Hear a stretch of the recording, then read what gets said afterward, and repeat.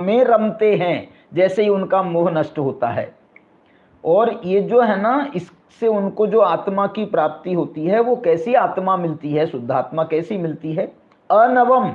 अनवम, अनवम का मतलब है वो बहुत पुरानी है, नई नहीं है। ये आत्मा कोई नई नहीं है, बहुत पुरानी है। पुरानी है माने अनादि, अनादि अनंत है ना आत्मा का सब स्वरूप।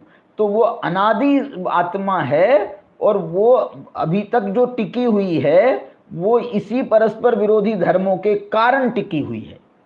देखो, पर्याय ने आत्मा का इतनी दुर्दशा करी है, इतनी दुर्दशा करी है, चतुर्गति में घुमाया है, रुलाया है, 84 लाख योनियों में भटकाया है, सब कुछ किया है पर्याय ने। लेकिन उसके बाद भी जो द्रव्य स्वभाव है आत्मा का, वो द्रव्य स्वभाव ने अपनी शुद्धता को छोड़ा नहीं है, उसने अपनी पवित्रता को छोड़ा नहीं है। इसलिए तो वैसे ही का वैसा बना रहा। अनवम, अनवम क्यों कह रहे हैं? वैसे ही का वैसा बना रहा है। भले ही पर्यायें कितनी बदलती रही हैं, लेकिन जो आत्मा का स्वभाव है वो अनवम, अनवम। और नए पक्षा छुन्नम नहीं, अनय पक्षा छुन्नम। जो एकांतवाद के कुनय है, कुनय को, एकांतवाद को कुनय कहा जाता है, एक उसको यहाँ पर अनय कहा है। जो एकांतवाद के कुनय है, उन कुनयों के जो विचारधाराएं हैं उससे ये कभी आत्मा खंडित नहीं हुआ है, अक्षुण्ण रहा है। अनवम अनय पक्षाक्षुण्णम, अक्षुण्ण रहा है। और ऐसी वो जो है, जो अनुभूति होती है, वो अनुभूति में ये नए पक्ष की जो विचारधाराएं हैं, इसके द्वारा जो एक नयों का जो एक पक्ष खड़ा हो जाता है, उस पक्ष को अतिक्रांत करके ये जो अनुभूति है वो प्रकट होती है। और वो कह रहे हैं समय सारम इच्छन्ते एव, वो अपने समय सार स्वरूप शुद्धात्मा को इच्छन्ते एव, वो तो उसको ही देखता रहता है।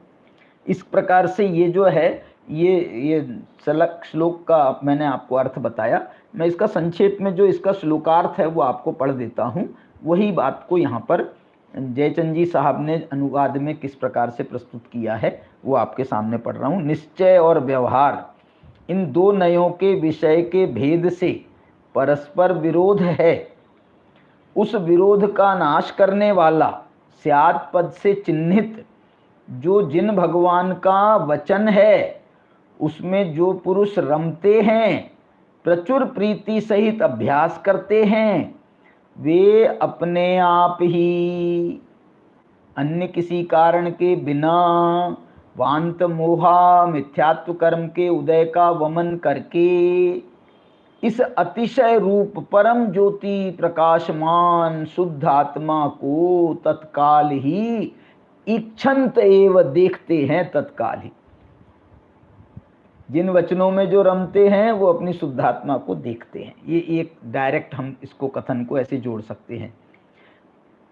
वह समय सार रूप शुद्धात्मा अनवम, नवीन उत्पन्न नहीं हुआ, किंतु पहले कर्मों से आच्छादित था, सो वह प्रगट व्यक्ति रूप हो गया। पहले कर्मों से आच्छादित था, मिथ्यात्व कर्म से, अब वो जो है उसकी बादल छट गए हैं, कर्मों के बादल छट गए हैं, तो वो प्रगट व्यक्ति रूप हो गया है। और वह सर्वथा एकांत रूप कुनय के पक्ष से कभी खंडित नहीं होता, निर्बाध है। इस प्रकार से ये चौथा जो कलश था वो आपके सामने मैंने रखा है।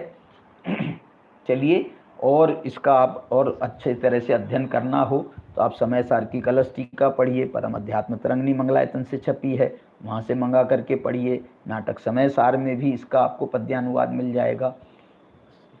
समय सार अनुशीलन है, गुरुदेव श्री के प्रवचन हैं। आप सभी का इसके माध्यम से इसका अच्छी तरह से अध्ययन आलोड़न करें। इस भावना से अभी की बात को पूर्ण करता हूँ।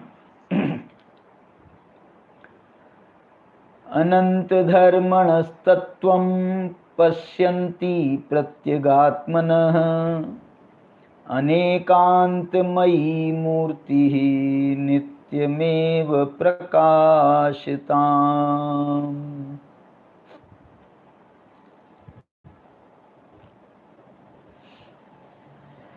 जय जिनेन्द्र।